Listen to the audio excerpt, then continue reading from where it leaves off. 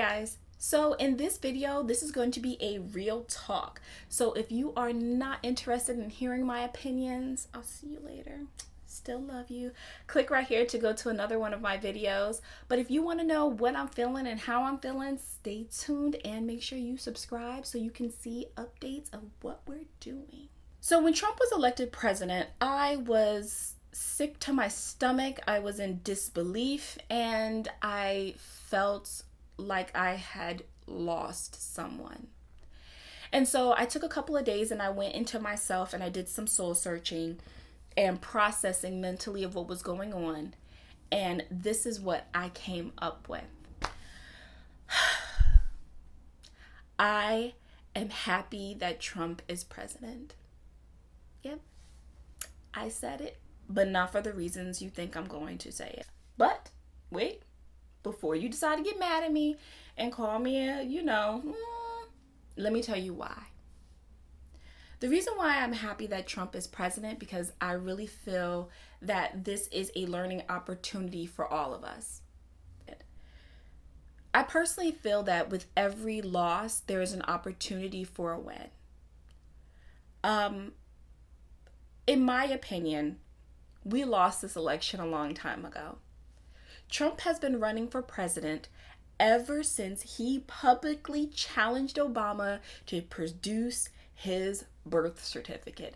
He was running way back when, but we were too lazy to see. And I really feel that this loss is actually a learning experience. I see so many people sit back and complain about things that they just don't do anything.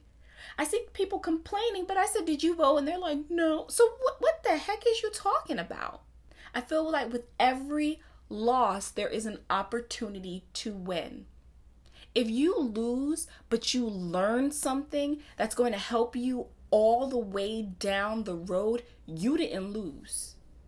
You won, just not first place. I hope that by Trump becoming president and the outrage that people are feeling right now, I hope that this motivates people to learn, to become involved, to want to seek change, not just on the national level, but on the local level too. We are losing so much because we just don't care to put the work in. If you look back to our parents and our grandparents, they put work in at church. They put work in at their unions. They put work in at political rallies. They put work in at social clubs. They knew how to organize and band together to affect change. But our generation, especially the millennials, the only thing we know how to do is get on our phone and be like, girl, let me share this. Sharing is not participating. Getting all of your information about politics off of Facebook is not learning. And I'm guilty. I am guilty.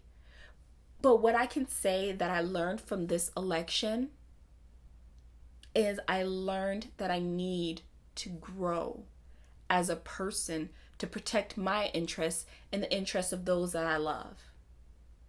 That I need to become more active in my community, in politics, and learn so I can teach, so they can learn, so they can teach, and that can travel on. Being active isn't going to a rally one time. Being active isn't posting or sharing something on your Facebook feed. No, those are just lazy acts. Civil rights didn't happen in one day, and it didn't happen with just one group, a large group of people. And it wasn't just Black people. There were others marching with us, banded together to seek change. And they didn't stop. They just kept knocking at the door, knocking at the door, knocking at the door until they got in. But what we didn't realize was just like doors can open, they can close again. So many of us are accustomed to things just being given to us that we don't realize that people fought for these things. I look at the unions, and people fought for breaks. People fought for sick time. People fought for vacation days. And people just think those are supposed to be automatically given to you, and they're not. They can be taken away. Just like everything else that you have. Anything that is given can be taken away. Your freedom can be taken away. And are you going to fight for that? I find it so sad that, LGBTs are just now getting the right to get married. I find that very, very sad.